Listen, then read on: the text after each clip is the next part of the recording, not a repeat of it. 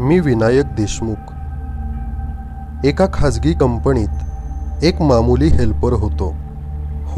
होतो, कारण आता नाही. मी ज्या कंपनीत काम करत होतो त्या कंपनीचे अचानक दिवाळे निघाल्याने मी सध्या तरी बेकार होतो. दुसरीकडे काम पाहण्याचा अनेकदा प्रयत्न केला, परंतु इतक्यात लवकर काम मिळेल अशी सुतराम शक्यता दिसत नव्हती. आधी मी जिथे काम करायचो त्यावेळी साचलेली थोडीफार बचत जवळ होती आणि त्या उरलेल्या बचतीमधून कसा तरी माझा रोजचा उदरनिर्वाह सुरू होता. तरी एक बरे होते की मी एकटाच होतो. माझे लग्न झालेले नव्हते आणि बाकी कुटुंबाचीही त्यामुळे काही जबाबदारी माझ्या खांद्यावर अजिबात नव्हती. त्यामुळे मी थोडा निर्धास्त होतो. मग काय, दिवसभर मोकळाच असल्याने सायंकाळच्या सुमारास शाळेकडे फेरफटका मारायला जायचो आणि त्याच वेळेस तो वेडा, तो विक्षिप्त माणूस माझा मित्र झाला होता. आज जरा मला उठायला उशीरच झाला. आता दुपारी झोपणे नित्याचेच झाले होते. आता रात्रीपेक्षा मला दुपारी चांगली झोप लागत असे. काम नसल्यामुळे मी निर्धास्त झोपायचो. मागच्या प्रमाणे आजही दुपारी चांगली झोप लागली होती, म्हणून थोडा उशिराच उठलो. 5-6 वाजताचा तो सुमार असेल. नेहमीप्रमाणे फिरत फिरत शाळेजवळ आलो. शाळा 4लाच सुटली असल्याने मुलांचा गजबजाट आज नव्हता. थोडी शांतता भासत होती, पण नेहमी असणारी वाहनांची गर्दी मात्र तेवढ्याच जोमात होती. वाहने येत होती, त्याच वेगाने निघूनही जात होती. त्याच वेळी मी झाडाच्या कट्ट्यावर नजर टाकली. आज कट्टा रिकामा दिसत होता. तो वेडा कुठेच नव्हता. नेहमी तर तो इथेच असतो. मग आज कुठे गेला? गेला असेल कुठेतरी, असा विचार करून मी चहा घेण्यासाठी टपरीवर गेलो. तेवढ्यात अचानक एका मोठ्या ट्रकचा जोरात ब्रेक मारल्याचा आवाज आला.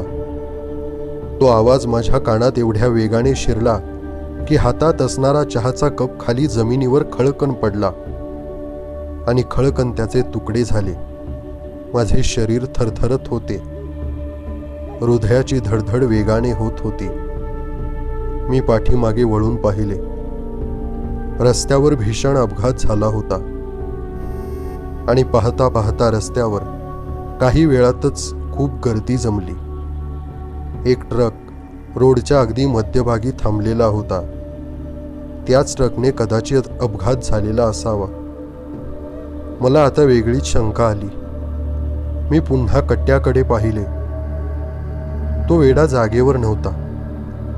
मी आणखी आजूबाजूला पाहिले, परंतु तो वेडा मला कुठेही दिसत नव्हता आणि माझ्या मनात विचार आला, कदाचित तो ट्रक खाली तर नाही ना आला.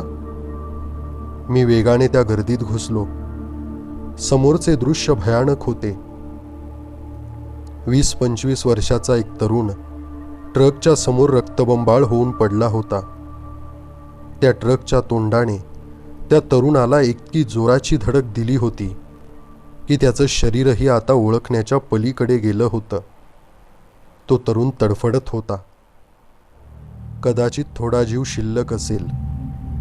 ती त्याची शेवटची धडपड होती, कारण आजूबाजूला इतके रक्त सांडले होते की जगण्याची काही आशाच नव्हती. आणि माझ्या मनाला एक आसुरी आनंद स्पर्शून गेला, कारण समोर पडलेला तो व्यक्ती माझा मित्र, तो वेडा नव्हता. हा तरुण दुसराच कुणीतरी होता. सगळी गर्दी हळहळ व्यक्त करत होती. काही जण बडबड करत होते. त्यातील एक जण चिंतेच्या स्वरात सांगू लागला, हा काहीतरी अपशकुन आहे. हे जे चाललंय ना, ते योगायोगाने घडत नाहीये. या पाठीमागे काहीतरी वेगळेच असावे, कारण एकाच महिन्यातला हा 4था अपघात आहे आणि या एकाच जागेवर हे अपघात होत आहेत.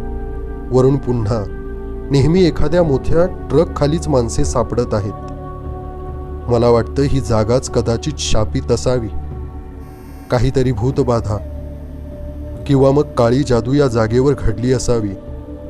त्यामुळेच हे सारे अपघात होत आहेत. त्यांची ती बडबड बराच वेळ चालली होती. त्यांची ती बडबड ऐकून मला आश्चर्य वाटले. एकाच महिन्यात 4 अपघात, तेही एकाच जागेवर आणि ट्रकच्याच धडकेने. अपघात तर झाले आहेत, पण असल्या भूतबाधा, काळी जादू, अंधश्रद्धा यांच्यावर विश्वास ठेवणारा मी नव्हतो. या विज्ञानाच्या जगात अशा गोष्टींवर कोण विश्वास ठेवेल? समाज असल्या गोष्टीवर विश्वास ठेवायची परवानगी तरी कसा देईल? पण ते काहीही असो, अपघात मात्र झाले होते, आणि तेही एकाच जागेवर. आणि त्याच्या पाठीमागे काहीतरी कारण मीमांसा असलीच पाहिजे. या जगात प्रत्येक गोष्टीला कारण हे असतेच. त्या रोडच्या एकूण क्षेत्राकडे पाहिले की ते अपघाती क्षेत्र दिसत होते. अपघात स्थळाच्या काही मीटरवरच एक यू आकाराचे वळण होते. वळणाच्या दुसऱ्या बाजूचे काहीच दिसत नसल्यामुळे पलीकडून येणारे वाहन, व्यक्ती एकदम समोर येईपर्यंत अजिबात दिसत नसायची. आणि बहुतेक त्यामुळेच हा अपघात झाला असावा. तसेच या रस्त्यावर रहदारी एवढी होती की रोड ओलांडून जाताना येताना इकडे तिकडे पाहिले तरी कधी एखादे वाहन जवळ येऊन धडक देईल हे कळत नव्हते. तसेच काही वेळा सायंकाळच्या संधी प्रकाशात बऱ्याच वेळा वाहनांचा अंदाज लागत नव्हता. वाहनांचे पुढचे दिवे जवळ आहेत की लांब आहेत हेच मुळात कळत नसायचे. त्यामुळे वाहन दूर आहे असा समज करून रस्ता ओलांडायला गेले की अपघात ठरलेलाच होता. या रोडवर अपघात होण्याची हीच कारणे असावीत. मी माझा तर्क लढवत बसलो होतो. थोड्याच वेळात मोठा भोंगा वाजवत एक रुग्णवाहिका आली. तो तरुण आतापर्यंत तडफडून मृत झाला होता. त्याची सर्व हालचाल थांबली होती. अगदी निश्चित पडला होता तो. रुग्णवाहिका जशी वेगाने आली तशीच मृतदेह घेऊन निघूनही गेली. हळूहळू गर्दी सुद्धा पांगत गेली. सगळा रोड आता पूर्णपणे मोकळा झाला होता. बराच वेळ खोळंबलेली वाहतूकही सुरळीत सुरू झाली. अचानक माझी नजर रोडच्या पलीकडील एका झोपडीकडे गेली. रोडपासून 100-1 मीटरच्या अंतरावरती असेल. त्या झोपडीच्या दाराजवळ उभा होता तो. तो चक्क माझ्याकडेच पाहत होता. तोच तो वेडा, माझा जिवलग मित्र. त्याच्या चेहऱ्याकडे पाहिलं की एवढ्या लांबूनही दिसत होते की तो घाबरलेला होता. कदाचित या रस्त्यावर झालेल्या अपघाताने तो घाबरला असेल आणि त्यामुळेच आपल्या झोपडीत आत जाऊन बसला असेल. आणि म्हणूनच मला तो कट्ट्यावर दिसला नव्हता.